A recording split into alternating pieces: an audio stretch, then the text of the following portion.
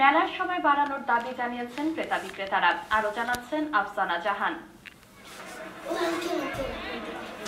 মাত্র একদিন বাকি আছে বাণিজ্য মেলার।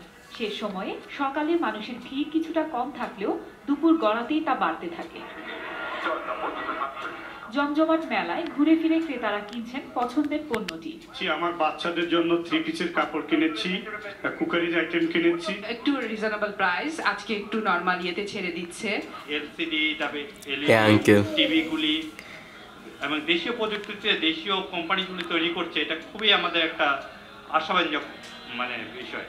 মেলার ব্যবস্থাপনা নিয়ে অভিযোগ তেমন না থাকলেও এর সময় বৃদ্ধি ও পণ্যের দাম কমানোর কথা জানালেন অনেকেই। থাইল্যান্ডে বলছে, আসলে জিনিসটা থাইল্যান্ডের কিনা সেটা তো আমি শিওর না, এই জন্য আমার মনে হচ্ছে জিনিসটার দাম বেশি। মেলাটা আসলে বাড়ালে অবশ্যই যে ভালো, তার মেইন কারণ হচ্ছে কি মাসের শেষ মানুষের টাকা পয়সা নেই। যদি 7 দিন বা 15 দিন এক্সটেন্ড করতো তাহলে মানুষ বেতন পেত, টাকা আসতো হাতে, ইনশাল্লাহ আমরা আরো ভালো বাচ্চা কিনে করতে পারতাম।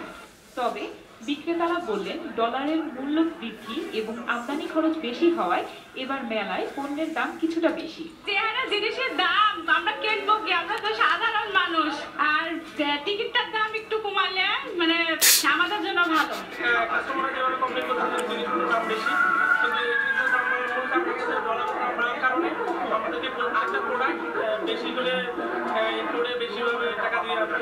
বাণিজ্য মেলায় দর্শনার্থী ও ক্রেতাদের ভিড় দেখে আগামীতে এর সময় বাড়ানোর দাবি জানিয়েছেন বিক্রেতারা। আফসানা জাহান, মোহনা সংবাদ, ঢাকা।